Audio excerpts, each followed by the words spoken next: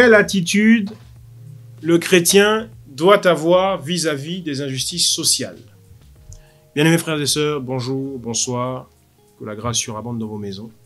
Quelle attitude le chrétien doit avoir vis-à-vis des injustices sociales? Est-ce qu'il doit être indifférent au prétexte que c'est un citoyen du ciel, ou est-ce que il doit au contraire s'en préoccuper et agir, non seulement dans les prières, mais aussi de manière, j'ai envie de dire, rationnelle? Eh bien, nous allons d'abord commencer par faire les lectures. On va lire Exode 22, au verset 21. Donc, Exode chapitre 22 au verset 21. Alors, je vais lire pour vous, Exode chapitre 22 au verset 21. Vous n'accablerez pas, disons même, à partir du verset 20, d'accord? Tu n'exploiteras pas l'immigrant. Exode 22, à partir du verset 20. Tu n'exploiteras pas l'immigrant et tu ne l'opprimeras pas, car vous avez été des immigrants dans le pays d'Égypte. Verset 21. Vous n'accablerez pas la veuve ni l'orphelin. Verset 22. Si tu les accables et qu'ils crient à moi, je saurai entendre leurs cris. Ma colère s'enflammera et je vous tuerai par l'épée. Vos femmes deviendront veuves et vos enfants deviendront orphelins.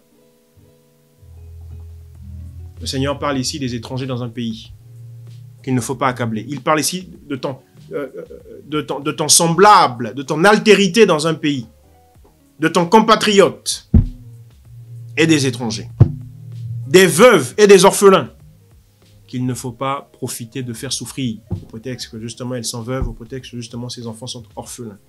Et les étrangers, fussent-ils avec leurs parents ou pas, il dit, vous avez vous-même été, il dit aux enfants d'Israël, vous avez vous-même été étrangers en Égypte, et vous en avez souffert.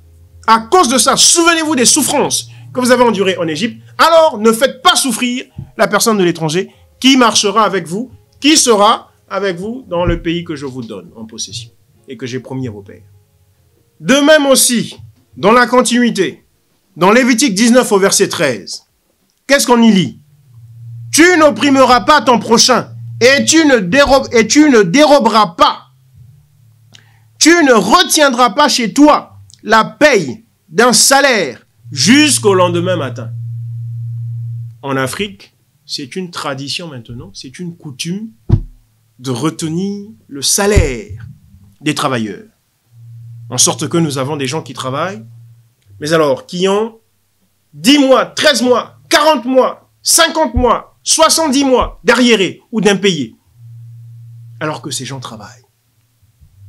Face à ces injustices sociales, le Seigneur nous demande d'agir. Le Seigneur nous demande de nous lever contre ces choses. Dans Lévitique 25, au verset 43, n'est-ce pas? Lévitique 25, au verset 43. Oui, c'est cela, c'est au verset 43. Qu'est-ce qu'on peut voir? Il est écrit,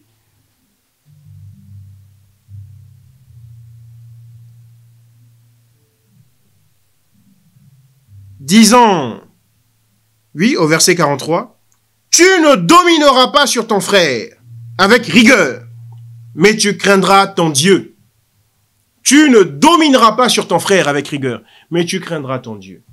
Là encore, en Afrique, principalement, les dirigeants politiques, les policiers, les militaires, matraquent, assaillent, dominent, assujettissent, avilissent et chosifient leurs compatriotes, leurs frères, leurs prochains, leur altérité là-bas.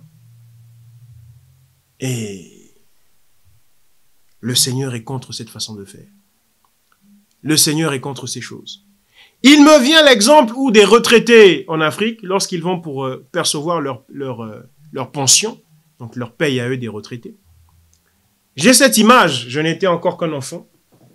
Je passais dans la rue et j'ai vu des personnes âgées qui étaient les grands-pères d'amis, etc. Ou même les grands-pères, même si ce n'étaient pas d'amis, mais enfin qui étaient les grands-pères des gens. Des grands-mères se faire fouetter sous un soleil accablant Parce qu'ils allaient réclamer leur salaire. Parce qu'ils avaient entendu dire, ah, les payes sont arrivées, allez-y, vous procurez votre salaire. Et ils arrivent, ils font la queue et ils se font fouetter par la police. Du moins par ce qui dit être la police. Ils se font fouetter par les miliciens qui disent être l'armée soi-disant nationale. Ils se sont fait fouetter. Ils n'avaient ni volé, ni fait aucun crime. Simplement, ils étaient allés pour percevoir leur paye. Voilà le genre d'injustice sociale auquel on est confronté aujourd'hui dans le monde, et particulièrement en Afrique. Alors, est-ce que le chrétien doit dire « Ah non, non, non, moi je vis dans le ciel, je ne vis pas sur terre, je ne m'en occupe pas ». Je ne pense pas. Celui qui raisonne comme ça est un païen notoire. C'est un païen notoire. C'est un voyou religieux. Et c'est un mauvais type qui se cache sous le paravent de l'évangile en prétextant qu'il est du ciel. Il est du ciel, mais pourtant il a faim. Est-ce qu'au ciel on a faim? Il est du ciel, mais pourtant il tombe malade. Est-ce qu'au ciel on tombe malade? Il est du ciel, mais pourtant il dort. Est-ce qu'au ciel on dort? Jean qui a vu la vision du ciel nous a raconté que là-bas il y a des gens qui dorment. Hein? Il est du ciel, mais pourtant il fait des enfants. Est-ce qu'au ciel on fait des enfants? Il est du ciel, mais pourtant il se marie. Est-ce qu'au ciel on se marie? Il est du ciel, mais pourtant il va travailler dans le séculier pour avoir un salaire et nourrir sa famille. Est-ce qu'au ciel on travaille dans le séculier?